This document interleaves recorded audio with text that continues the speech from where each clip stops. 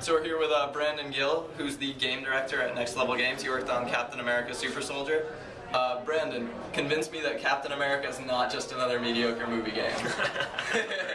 Well, I can tell you two things that are, I think, the most important about how we approach the game. First of all, we started this actually long before we knew what the movie was going to be about. What we knew it was going to be about Captain America, but we didn't know the time period or anything like that. So we started actually building on our fight system even before we knew what the movie was going to be all about. And then through working with Marvel and SEGA, we actually got the freedom to not be following the story of the movie at all. So we actually got Christos Gage in, and he's a pretty prominent Marvel writer, and he worked with us in the game flow that we had already created, and wove this awesome storyline into it that takes place at the same time period as the movie, but it's not the same story at all. So tell me a little bit about the narrative. What's going on in this universe here? Well, we've got Cap going into this castle in Bavaria, and he is essentially trying to figure out where all of these weapons of mass destruction that have been coming to the front lines in World War II. Nobody knows where they're coming from, so they track it down to this castle complex somewhere in the mountains of Bavaria. And when he gets there, he finds out that this used to be the ancestral home of Baron Zemo. And Hydras come in and entrench themselves inside this castle, and he's got to figure out what they're up to and stop them. So, were there any games or films, movies, comics that you look to for inspiration for this title? Yeah, I mean, we're all gamers at Next Level, and I mean, that was a big thing for us too. Like, we knew we were doing a movie, kind of quasi-movie tie-in, and we're like, okay, we gotta make this good. So we played tons of games, even outside the genre, as well, to try and get some inspiration.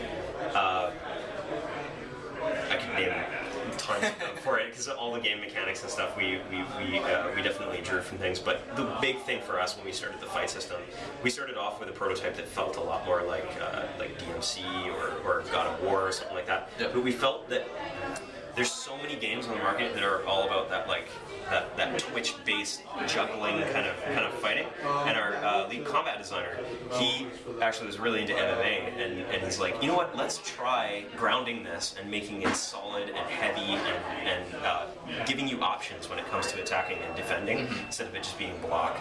You know, you get block, you can dodge, you can counter, you can attack in multiple different ways as well. And that just started to feel good, and so we pushed forward with that. And yeah, there have been actually some other games that have come out, and we've looked and we go, oh my god, other people are doing this, and it works really well. Wow, okay, let's keep pushing forward.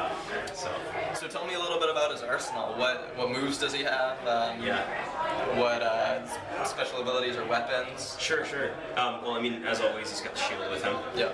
But our big thing for the combat design was we went with a contextual-based system, so it's the buttons that you have aren't punch and kick or shield smash or anything like that. It's strike, and when you hit strike, depending on the type of enemy and the state of the enemy and what direction you're facing the enemy, you'll get a different strike. Sometimes it's a kick, jab, cross. Sometimes it's just taking the shield and smashing the guy in the face. So in the end, it becomes very contextual. There's grab, there's strike, there's shield throw, and then there's mobility as well. Just move around.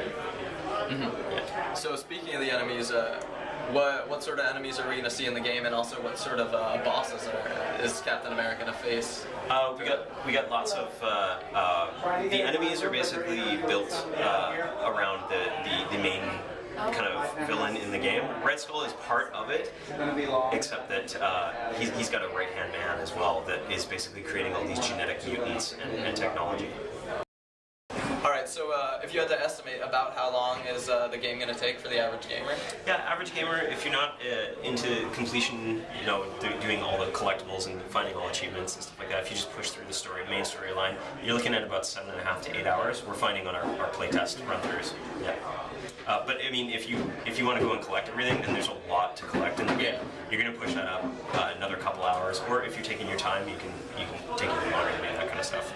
And so I know there's not going to be a demo on the PlayStation Network, but are you planning on expanding the game via downloadable content post-release? Not that I'm aware of right now.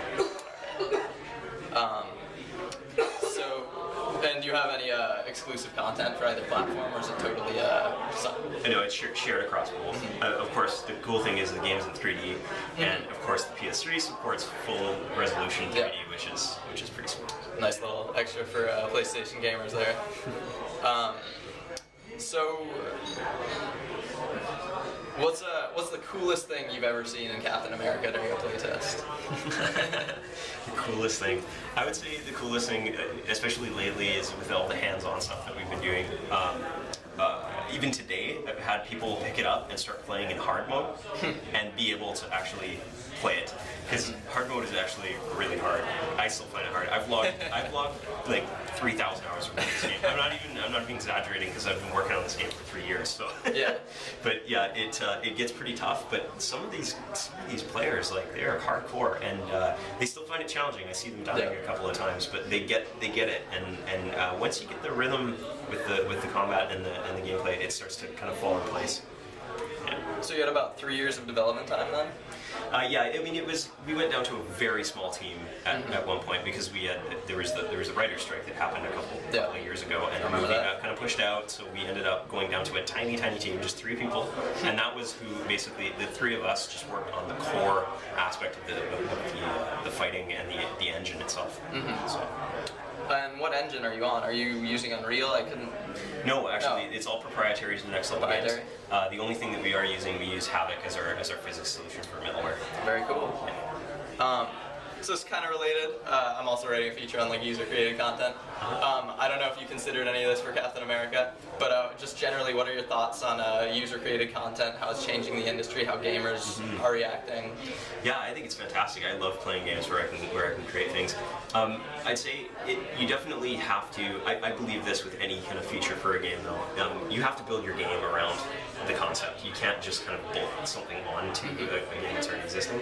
Like Cap, for instance, is a story-driven single-player experience. You wouldn't want to get into user-created content with something like that. You want to drive it with the game has to be made around the concept of user-created content. I think it's great the games that have been coming out like that, like obviously on places in Little Big Planet and Mod Nation Racers. Definitely. Like that, so. Very cool. Well, any last comments before we wrap up here? I don't think so. I would just say get your hands on the game, try it out. When you get your hands on it and play it, it feels good. It speaks for itself. Brilliant. And release date is? July 19th. July 19th. There you have it, guys. Captain America. Take it away.